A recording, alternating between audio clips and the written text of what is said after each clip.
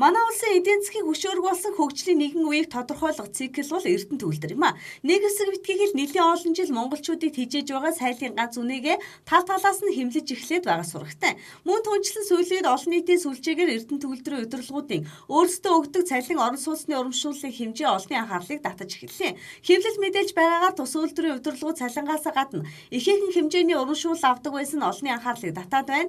Эрдэнэ түүлдрийн 51% Монголын төр эзэмшдэг. Тэгвэл төрийн мэдлийн албан хаагчид инхүү өөрсдөө дураараа мөнгө нэмж урамшуулдаг тогтолцоо хааж байхгүй лээ. Харин өнөөдөр энэ талаар сангийн сайд болроос тодрууллаа. Одоо жишээл би шалгаач гэдэг юм уу, нягтлаач гэдэг юм уу тийх одоо эрх зүйн юу бол байхгүй л дээ. Зүгээр одоо яг л та нартай адилхан л энэ Facebook юу муугаар гарсан мэдээлэл дээрээс л харлаа. Ер нь Монгол улсын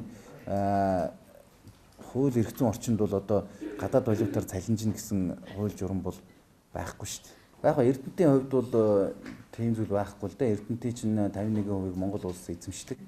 За үлдсэн 49% нь бол Оросын холбооны улс эзэмшдэг. Энэ хүрээндээ бол ажиллааг үүсгэхэд явдаг. Ер нь бол төр бол ялангуяа төрийн өмчт компаниудын үйл ажиллагаанд бол нэг оролцоод байх нь буруу л байдгийн. Тэр Эрдэнэтийн хувьд бол тодорхой хэмжээнд бас энийг шалгах, нягтлах ийм шаардлага үүсэж ийн л гэж харагдаж байна л да. Энэхүү Эрдэнэ түүлдвэрийн удирдлагуудын өөрсдөө олгодог урамшууллын талаар сангийн сайд ямар нэг мэдээлэл байгаагаа дуулгаад мөн түнчлэн цаашид Эрдэнэ түүлдвэрт шалгалт оруулахад буруутгах зүйлгүй гэдгийг ч мөн хэлээд авлаа.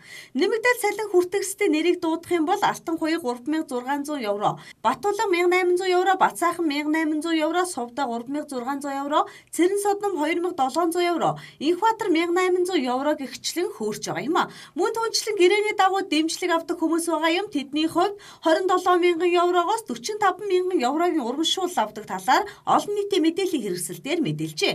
Тэгэхдээ тэр бүр нэмэгт дэмжлэг цалин мэтийг ажилтан болгон аваад байдгүй. Тус үйлдвэрийн ерөнхий захирал даваа цэрэнгийн багийн хүмүүс үеиг нэг тойрон хүрээлэгч хүмүүс нь энэхүү өндөр хэмжээний урамшууллыг хүртдэг гинэ. Мөн тэдний зарим нь зөвхөн дээрх урамшууллаар зогсохгүй хэдэн зуун саяар Улаанбаатар хотод орон сууц худалдан авцгаасан гэсэн баримтагч мөн дэлхийн тавиад байгаа юм а.